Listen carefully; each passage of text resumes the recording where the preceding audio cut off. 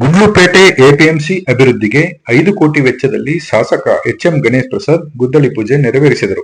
ಸೋಮವಾರ ಗುಂಡ್ಲುಪೇಟೆ ಪಟ್ಟಣದ ಹೊರಾಂಗಣದಲ್ಲಿರುವ ಎಪಿಎಂಸಿಯಲ್ಲಿ 3 ಕೋಟಿ 60 ಲಕ್ಷ ವೆಚ್ಚದಲ್ಲಿ ಭೂಮಿ ಪೂಜೆ ನಡೆಸಿದ್ದರು. ಇಂದು ತೆರಕಣಾಂಬಿ ಎಪಿಎಂಸಿಯಲ್ಲಿ 2 ಕೋಟಿ ವೆಚ್ಚದಲ್ಲಿ ಎಪಿಎಂಸಿ ಆವರಣದ ರಸ್ತೆ ಚರಂಡಿ ನಿರ್ಮಾಣಕ್ಕೆ ಗುದ್ದಲಿ ಪೂಜೆಯನ್ನು ನೆರವೇರಿಸಿದರು.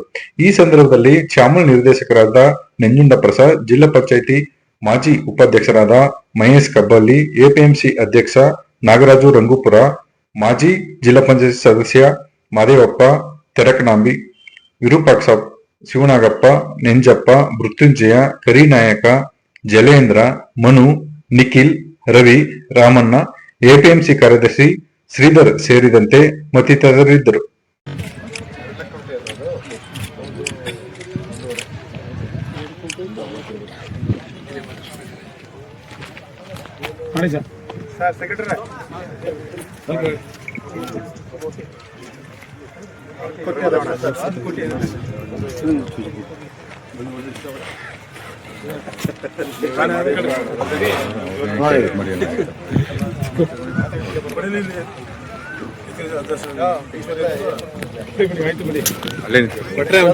ಹಂಗೆ ಫೈನಾಗಿ ಎಲ್ಲ ಒಟ್ಟಿಗೆ ತಗೊಂಡು ಕೃಷಿ ಮಾರುಕಟ್ಟೆಯ ರಸ್ತೆ ಅಭಿವೃದ್ಧಿಗೆ 1 ಕೋಟಿ 56 ಲಕ್ಷ ವೆಚ್ಚದಲ್ಲಿ ಬಂದಿದೆ. ಏನು ಮೊನ್ನೆ ಸೋಮವಾರ ಗುಂಡ್ಲುಪೇಟೆಯಲ್ಲಿ ರಚಿಸಿದಂಥ ಎಪಿಎಂಸಿಯಲ್ಲಿ 2 ಕೋಟಿ 60 ಲಕ್ಷಕ್ಕೆ 360ಕ್ಕೆ ಗುದ್ದೆ ಪೂಜೆ ಮಾಡಿದ್ವಿ. ಅದರ ಮುಖ್ಯ ಭಾಗ ಇವತ್ತು ಇಲ್ಲಿಗೆ ಗುದ್ದೆ ಪೂಜೆ ಮಾಡಿದ್ವಿ. 1.5 ಕೋಟಿ ಟೋಟಲ್ 5 ಕೋಟಿ ಇದು ಅನುದಾನ ಬಂದಿದೆ. ಏನು ಬಹುದಿನಗಳ ಬೇಡಿಕೆ ಇಲ್ಲೂ ಕೂಡ ರಸ್ತೆ ಹಾಳಾಗಿದೆ ಒಳಗಡೆ ಅಂತ ಹೇಳಿದ್ರು. ಅದೇ ಇವತ್ತು ಮುಖ್ಯಮಂತ್ರಿಗಳ ಒಂದು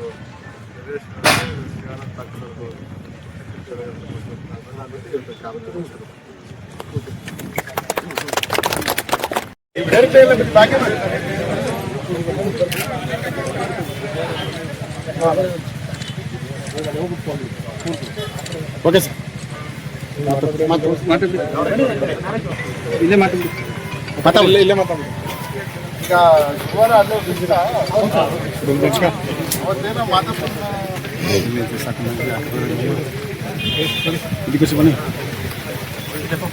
ನಮಸ್ಕಾರ. ಕಾಲದಿಂದ ಭಾರಿ ಬೇಡಿಕೆ ಇದ್ದಂಥ ಒಂದು ಕೆಲಸ ಏನು ಅಂದರೆ, ನಮ್ಮ ಎಪಿಎಂಸಿ ಅವ್ರಿಗೆ ರೋಡ್ಗಳೆಲ್ಲ ಹಾಳಾಗಿದೆ, ಒಳಗಡೆ ಡ್ರೈನೆಲ್ಲ ಸರಿ ಚೆನ್ನಾಗಿಲ್ಲ, ರಸ್ತೆ ಸಿಸಿ ರಸ್ತೆ ಆಗಬೇಕು ಅಂತ ಒಂದು ಬೇಡಿಕೆ ಇಟ್ಟಿದ್ರು. ಈ ಬೇಡಿಕೆನ ಹಿಂದೆ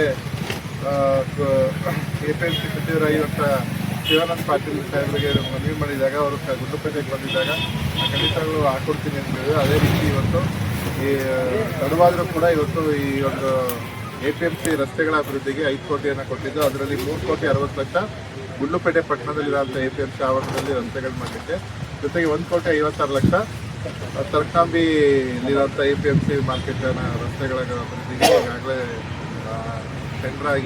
ಟೆಂಡರ್ ಕೂಡ ಅವಾರ್ಡ್ ಆಗಿದೆ. ಆ ದಿನದಲ್ಲಿ ಇವತ್ತು ಇಲ್ಲಿ ಗುದ್ದಿ ಪೂಜೆ ಮಾಡಿದ್ದೀವಿ. ನಾನು ಶಾಸಕನಾಗಿ 3 ವರ್ಷ ಆಗಿದೆ. ಈಗಾಗಲೇ ಆ 3 ವರ್ಷದಲ್ಲಿ ಎಪಿಎಂಸಿಗೆ 20 ಕೋಟಿವರೆಗೂ ಅನುದಾನ ತಂದಿದ್ದೀವಿ. ಒಂದು ಹತ್ತಿ ಮಾರ್ಕೆಟ್ 6 ಕೋಟಿ, ಕೋಲ್ಡ್ ಸ್ಟೋರೇಜ್ 9 ಕೋಟಿ, ಜೊತೆಗೆ ಈ ಒಂದು ರಸ್ತೆಗೆ 5 ಕೋಟಿನ ತಂದಿದ್ದೀವಿ. ಜೊತೆಗೆ 21 ಕೋಟಿವರೆಗೂ ಅನುದಾನ ತಂದಿದ್ದೀವಿ. ಸೊ ಹಂಗಾಗಿ ಬಹುಶಃ ಯಾರೇನೇ ಟೀಕೆ ಮಾಡಿದ್ರು ಇದರಲ್ಲೇ ಉತ್ತರ ಕೊಡೋಕ್ಕೆ ಈಗಾಗಲೇ ನಾವು ತಯಾರಿದ್ದೀವಿ. ಅವ್ರು ಏನೇ ಥರದ ಟೀಕೆಗಳಿಗೂ ನಾವು ತಲೆ ಕೆಡಿಸ್ಕೊಳ್ಳಲ್ಲ. ಈಗಾಗಲೇ ರಸ್ತೆಗಳು ಕೂಡ ಗುದ್ದಿ ಪೂಜೆ ಮಾಡಿದ್ವಿ. ಸುಮಾರು ಕಾಮಗಾರಿಗಳು ನಡೆಸಿದ್ವಿ. ಕಾಮಗಾರಿಗಳು ಮುಂದುವರಿಸಿದ್ದಾರೆ, ಕೆಲವು ಇನ್ನೊಂದು ಚಲೋ ಆಗಬೇಕಾಗಿದೆ. ಅದರ ಜೊತೆಗೆ ಶುದ್ಧ ಕುಡಿಯುವ ನೀರಿನ ಘಟಕನೂ ಬೇಕು ಅಂತ ಕೇಳಿದರೆ ಖಂಡಿತವಾಗ್ಲೂ ಅದನ್ನು ಮುಂದಿನ ದಿನಗಳು